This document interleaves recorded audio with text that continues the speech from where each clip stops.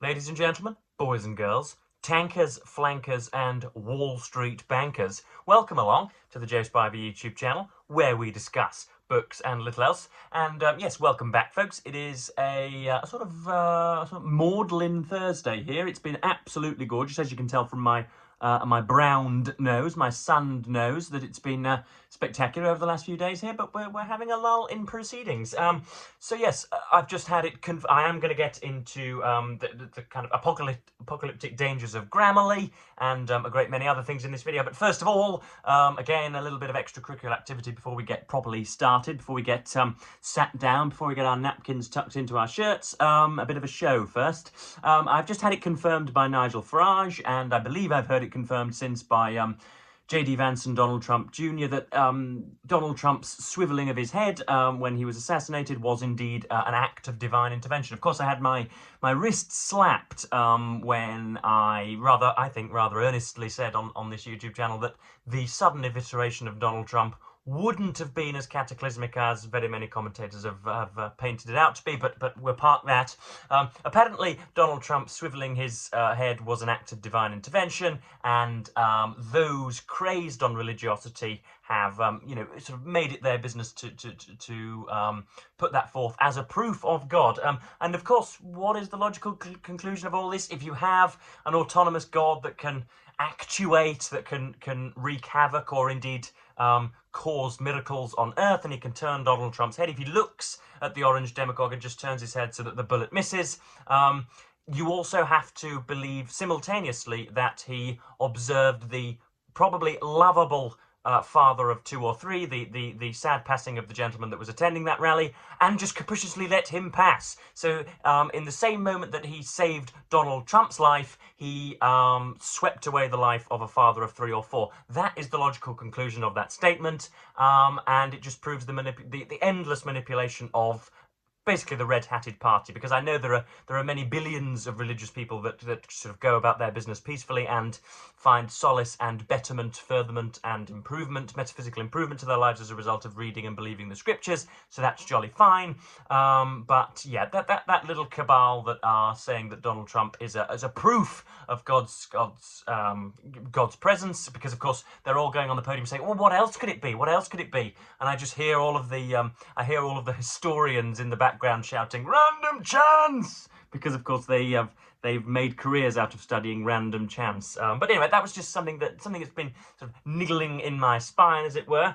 And yeah, I'm sort of going to partition this video into two bits, into two hemispheres, two discursive hemispheres. I want to first know which writers, poets, contributors to the canon are your literary lifeguards, folks. That's what I'm going to coin them on here, literary lifeguards. When you're coughing, spluttering, when you're sort of, gesticulating, doing the doggy paddle in the sea, you've perhaps been abandoned by all your friends. You can't really swim. It looks bad. It looks as if you're going to legibly perish, and then all of a sudden, a decent writer or poet sort of brings you up to the surface and saves you and pops you onto a cruise ship, and off you go.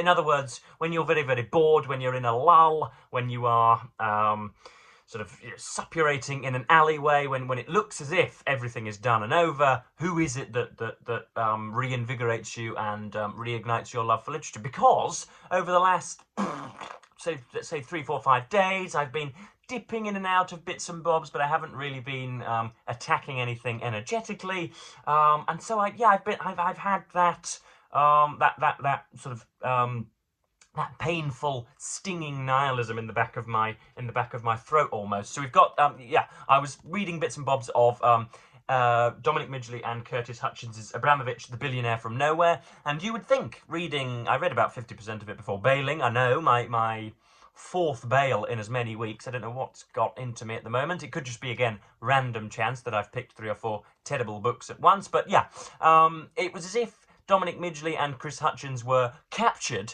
by some of their chief detractors, and those chief detractors wrote a deliberately awful book to publicly discredit them. Roman Abramovich, a biography cannot really be written about that man because he is mired, he is shrouded in mystery, and there's much more about his sort of inner circle and his you know many of his henchmen and gargoyles and underlings, all of whom are just sort of waddling around and trying to get him into a higher place. It was not interesting at all. Whenever there was the opportunity to, even I could have even have produced a better description of his face than they did. Whenever there was a chance to get in there and develop, they just started talking about Sibneft and Russian oil. Of course, you've got to ladle all that up. You plate all that up. I'm very aware that. Financial biographies are almost by definition can be quite dull. This was just almost sort of deliberately bad. It was so very boring. And again, I'm not some latte swilling zoomer, some little squirrel that can't focus for more than 10 or 15 minutes. I have read big books, folks, bigger books. I've read more big books than you've had hot dinners, and this one was just, or at least I've read as many complicated books as you've had hot dinners. This is needlessly complicated and just boring and dull. You could see that they were just copy and pasting from some of their financial notes and just splurging it on the page. There was no there was no I was about to say no conclusions drawn, but I didn't get that far to give that statement. There was certainly no angling towards any kind of thesis or theory, yeah, I put it aside. That the writing is unadventurous and yeah, not very descriptive. There's absolutely no poise or that there was no tone or register, recognizable tone or register to it, no idiosyncrasy. So we should do what all of you should do with every boring book that you come across, which is send it pirouetting through the environment, folks. And yeah, it's probably going to stay on my shelf, but I'm probably going to palm it off onto a football fan as soon as possible. But yes, so I was in a complete lull. I was it was not good. I was reading bits and bobs of poetry, and it's usually Lord Byron with English Bards and Scotch Reviewers, or Childe Harold's Pilgrimage, or something spectacular that cranes me from the abyss. It lifts me from the abyss. But I've gone back to my old favourite. I am reading Martin Amis's Money, folks, and I'm just about 100 pages in from yesterday afternoon, and it's already delightful. It's already gorgeously pointless, yet once more. It is sort of semantically, adjectivally, rhythmically, melodically excellent, without much of a narratorial point. But that's just what I need at the moment, folks. Amis has once again saved me from the abyss, and I am a happy reader once more. I'm a jolly little reader once more. John Self, who is a, I suppose, academic critics would call him a sensualist. He is a kind of a pint imbiber. He is a womanizer. He is a kind of anti-hygienist. He's allergic to showering. He is, an aberrant figure and the worst of all worlds. And yet his antics and his his romping about New York and London are described in the most poetically excellent way. If only Martin Amis would just move on from that and try and grab us by the spiritual collar, rather than just sort of just sitting in his lagoon of poesy and of verbal eloquence.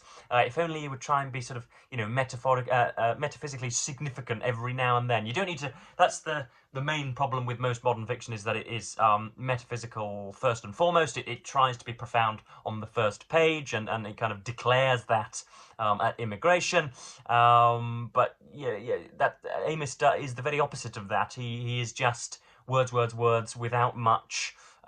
You don't really see. Of course, it's going to talk about money and the meretricious nature of 1980s capitalism, which was being called late-stage capitalism then and still is called late-stage capitalism 40 years later. You do wonder when people will realise that it's here to stay. So the important part is that I'm absolutely loving it, and shall continue to do so. So yes, I want to know, who are your literary lifeguards? On a normal week, I would have devoted an entire video to this, but there's something much more interesting on my mind, folks, and that is Grammarly. Now, I know that YouTube was almost certainly created for, so we say, apocalypse mongers, doom mongers, fear mongers, certain YouTubers anyway, of a certain stripe and ilk, find a new way for the world to end almost every day. Sometimes it's cyclists that come, sort of splenetically smashing down the insides of car drivers. Sometimes it's bin men. Sometimes it's young, poor black women who've had an early abortion. Sometimes it's bankers. Sometimes it's, immigrants coming on small boats. Sometimes it's a particularly lascivious star on a culture program. There's always a new evil. Sometimes it's atheism. Sometimes it's theocracy. Sometimes it's parallelograms. Sometimes it's Neo-Palladian architecture. There's always a fresh way for the world to end. And I don't want to be too apocalyptic, but that being said, this is something that I need to discuss. As a writer and a reader, and hopefully as writers and readers yourselves, you ought to be interested. Now, because I do a lot of typing, I do a lot of pattering on my keyboard, I get a lot of adverts. I get a lot of adverts in that direction, editing adverts and writing adverts, and usually as the mindless dolt that I am, I just skip it. You could have an advert with Marilyn Monroe reading Wordsworthian poetry, and I would skip the ad before it ran through, because I need to get on with the video, and so I usually skip the Grammarly adverts. But I've gone in a little deeper, folks. One of the particular adverts grabbed me by the collar, and I've screenshotted on my phone and have reproduced on my laptop some of the advertising bump, and I just want to scrutinise it and share it with you, because this is jolly scary, folks. This is antithetical to the writing process, as I'm sure you'll agree. So let's get into it. When you join, here we go. Instantly and easily create smart, polished writing with the Grammarly keyboard. So I should say, for those of you that have never heard of it, it purports to be and seems to be a kind of adjunct that can be installed on the side, which will essentially allow you to write more fluently and more perhaps intelligently or more persuasively, or whatever direction you're taking. It will aid you in that, which sounds, doesn't it, putatively, ostensibly quite good, doesn't it? It sounds quite helpful and just great. And but for writers, that needs to change. That particular opinion needs to change. So yeah, this is the bump. Instantly and easily create smart, polished writing with the Grammarly keyboard. Designed to deliver real-time writing feedback and provide AI assistance, the Grammarly keyboard works directly in your iPhone and iPad apps. No copy and paste required. So it instantly and easily creates smart and polished writing. Well, it has been not my life's journey. That's rather plangent, but you know what I mean. It's been a continual consideration of mine for many years now to be able to write, to produce polished writing. And if some chump, some egg-stained chump who does not know the differences between his arse and his elbow can instantly and easily create smart and polished writing, then we're in a bit of bother, folks. As to how efficacious and how realistic that smart and polished writing is, I'm not sure. But the one of the deals with AI and the ease and simplistic way in which it can, the ease and speed and rapidity with which it can produce things. One of the problems I think will come is that one of the main reasons that particularly big books or complex poetry or complex theatre or anything that has taken a long time to produce, the reason that it is revered is because that is indicative of something that has taken a long time. You've stroked your chin, you've tapped your lip, you've really pondered, you've smouldered into the middle distance, really trying to wrench that activity and that art from your soul. And if you could just press a button and just have it sort of fanned out on a screen, then that's not very good. And this is what Grammarly purports to provide. When you join the millions of people using the Grammarly keyboard, you'll benefit from an easy-to-use AI keyboard that works in all your apps, spelling, grammar and conciseness suggestions, vocabulary and clarity recommendations, and then under a premium-only header, tone detection,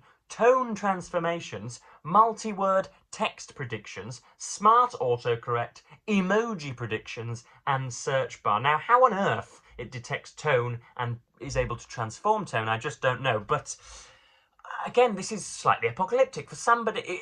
Obviously, it's in its infancy. It's a burbling babe at the moment, but I'm sure as soon as it starts to get any testosterone, as soon as it comes off the slurp and becomes an actual athlete, or a kind of a human being in its own right, then text prediction and AI and tone detection and transformation is going to be a threat to my livelihood, folks, as a writer. I don't want to be some of the saboteurs throwing their clogs into the machines in the mill, but I might have to become a Luddite, folks. I might have to shut it down. Generative AI rewrites new versions of your entire message in a couple of taps. Versions adjust for length, fluency, tone, and more, and it works in all your favourite apps. So yeah, comprehensive writing feedback, cloud-based document management, personal writing statistics. What on earth is a personal writing statistic, folks? Compatible with hardware keyboards. Now, I am just aghast, continually aghast at this. So it gives you, so you can adjust for length, fluency, and tone. I get that if you're just wanting to kind of, if you're wanting to frisbee an email to a colleague or a would-be client or whatever. I get that, but quite how this isn't going to be misused for novel writing or essay writing, I just don't know. There was, when I was at university, there was a piece of software called Turnitin, which was designed specifically to prevent or vitiate against, or ward off what's it called now, plagiarism, whereby you just simply copy and paste things from the internet. But I've heard a few people talk about this on BookTube before, the idea that most novels are essentially, I don't mean to sound like a snob, but some of the genre novels, some of the very simple romances and mysteries could well be written by an AI model nowadays. Is that a scary future? Should I be worried, or am I just hollering at thunder once more? I don't really know. But yes, have any of you got Grammarly? Have any of you ever been tempted? Do you know anyone that's got it, that's been corrupted in a scrofulous way by Grammarly? I am concerned because the very things, the very attributes that it highlights in its bullet points here are guiding principles of mine and things to which I aspire. So it's, just thought it's something I would share and something I would mumble about on the internet. I don't want to be another one of those doomsayers like Alex Jones, which says that, wandering Islam is coming to kill us all, but I think Grammarly might come to kill us all, folks, simply put. But yeah, was this a bookish video? I'm not really sure. I was, as per usual, dancing about like a madman, but I'm going to go and continue reading Martin Amos's Money. For any of you, consternated subscribers to my Substack and are worrying that I haven't produced any writing in a week, that's because I've been doing a 10,000 word short story, which I'm concluding today. So, apologies for the lack of production. Things will be ramping up again next week.